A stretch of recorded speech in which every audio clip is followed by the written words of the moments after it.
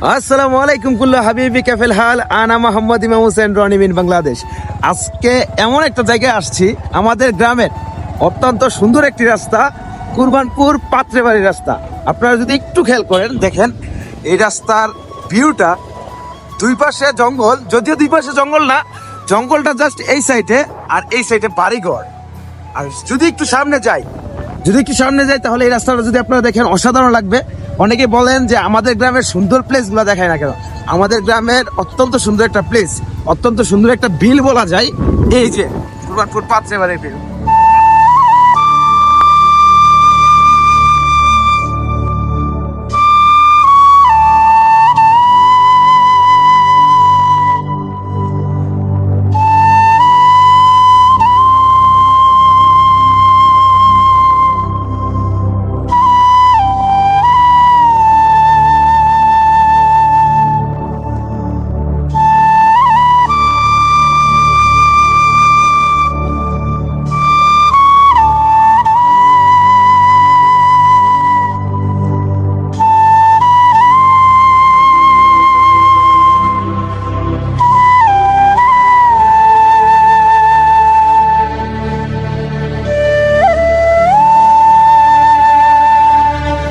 আমাদের গ্রামের মধ্যে সবচেয়ে সুন্দরতম এই রাস্তাটা, যদিও এই রাস্তাটা কিছুদিন আগে কাঁচা ছিল, এখন ইট দিয়ে এই রাস্তাটা মোটামুটি পাকা করেছে। কুরবানপুর চেয়ারম্যান বাড়ি থেকে পাত্রে বাড়ির যে রাস্তাটা অসাধারণ ভাই। যদিও আমরা পাত্রে বাড়ি নামে চিনি, কিন্তু এটা কুরবানপুর পশ্চিম পাড়ায় অবস্থিত। এই রাস্তাটা অসাধারণ। যদিও এই রাস্তার মধ্যে আরেকটা জিনিস আপনাদেরকে দেখাতে হবে। জিনিসটা হলো যে দেখতে পাচ্ছেন চকলেট বা চকলেট কেক বলা যায় এগুলাকে, গ্রামীণ চকলেট। বা শহর থেকে যারা আসে তারা এগুলাকে দেখলে গ্রামীণ চকলেট বলে, মজা নেই। গোবর দিয়ে কিন্তু এই জিনিসগুলো অনেক কিছু করতে পারে।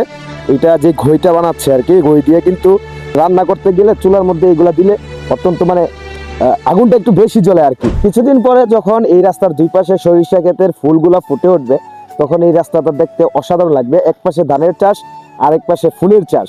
এই যে এগুলা কিন্তু সরিষা ক্ষেত, এই যে দেখতে পাচ্ছেন সবগুলাই সরিষা ক্ষেত। ওই পাশে কিন্তু সরিষা ক্ষেত থেকে অনেকে ভর্তা শাক তুলতেছে। আমাদের গ্রামের অত্যন্ত পরিচিত একটা শাক, ভর্তা শাক। এটা কিন্তু শাক রান্না করে অথবা ভর্তা রান্না করে যদি খাই তাহলে অসাধারণ লাগে। আমি ভর্তা শাক খুঁজতেছি, যদি একটা শাক পাই তাহলে আপনাদেরকে দেখাবো। আপনাদের আঞ্চলিক ভাষায় এই শাকটাকে কি বলে, যদিও আমি এখন পর্যন্ত একটাও পাই নাই। শুধুমাত্র একটা পাইছি, তাও ছোট অনেকটা। মনে হয় এগুলা তুলে নিয়ে গেছে তারা, যারা চাষ করে তারা এই ভর্তা শাক তুলে কিন্তু আমি তারপরেও খুঁজতেছি। যাই হোক, ভর্তা শাক তুলে কিন্তু বাজারে নিয়ে বিক্রিও করে। আগে আমরা নিজেরা তুলেই খেতাম, আমার আম্মু বা চাচিরা বা খেলা যারা ছিল তাদের মতো ভর্তা শাক আগে তুলতো, কিন্তু এখন বর্তমানে তারা তুলে না, বা বাজার থেকে কিনে নিতে হয় আর কি। আপনারা যদি দেখেন এই যে রাস্তাটা একটু খেয়াল করে দেখেন, অসাধারণ লাগে না? গ্রামীণ সেই রাস্তা, ওয়াও। আমাদের কুরবানপুর গ্রামের এই পশ্চিম সাইডে যদি আমরা আসি তাহলে অনেক রকমের নানান শাকসবজি চাষের ব্যবস্থা দেখতে পাই। যদিও আগে আমাদের সাইডেও করতো, কিন্তু এখন আমাদের সাইডে তারা বড় লোক হয়ে গেছে, করে না। আর এদিকে দেখেন টমেটো চাষ করতেছে, ওইদিকে কাঁচামরিচ, পেঁয়াজ, অনেক রকমের চাষ। ওইদিকে ফুলকপির চাষও আছে, এদিকে সরিষা চাষ। অসাধারণ লাগতেছে। এই যে দেখতে পাচ্ছেন এই মাজরা, এই যে দেখেন টমেটো চাষ, এখানে টমেটো চাষ হচ্ছে। ওয়াও ভাই, আমাদের ওই সাইড গুলাতে এখন করে না, কিন্তু এই কুরবানপুর উত্তরপাড়া, পূর্বপাড়া বা পশ্চিম পাড়া, এই যে পাত্রেবাড়ির সাইড গুলাতে চাষ করে। শুধু যে এই রাস্তাটাই সুন্দর তা কিন্তু নয়। আমাদের গ্রামের পাত্রেবাড়ির দুইটা রাস্তা আছে, দুইটাই অসাধারণ। কারণ গ্রামীণ অঞ্চলের যে রাস্তাগুলা, এগুলা দেখলে কিন্তু ভালো লাগে। কারণ এখন শহর স্টাইলের রাস্তা, পিচ রাস্তা দেখতে দেখতে অভ্যস্ত হয়ে গেছি। গ্রামীণ রাস্তা দেখলে কিন্তু অসাধারণ লাগে, মনটাকে একটু শান্তি যোগাতে পারি আর কি। পাত্রেবাড়ির আরেকটা রাস্তা আছে ওই পাশে, ওইটা মাদ্রাসা রুট, ওইটা পুরাপুরি কাঁচা। আরেকদিন ওইখানে যাবো, আপনাদেরকে দেখাবো। তো আর আমার সাথে কিন্তু আজকে আবারও হাসান মামা আসছিল। আপনারা সবাই জানেনই যে হাসান মামা ক্যামেরাতে আসতে লজ্জা পাই, তারপরও আমি মাঝে মধ্যে ওনাকে নিয়ে আসি।